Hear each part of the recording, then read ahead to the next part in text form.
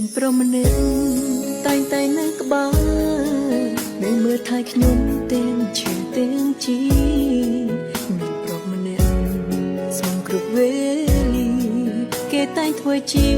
កម្លាំងចិត្តខ្ញុំមានប្រមនេមិនដែលរអ៊ូ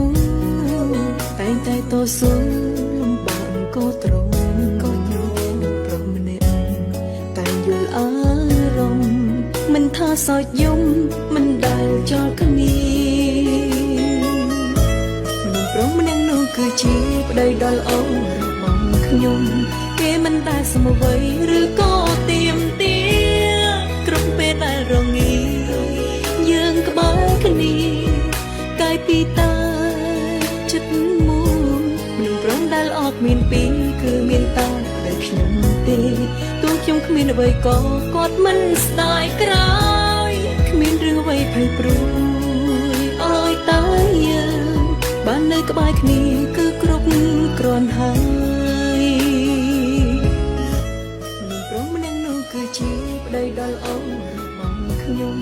គេមិនដែលសមអ្វីឬក៏ទៀមទាគ្រប់ពេលដែលរងា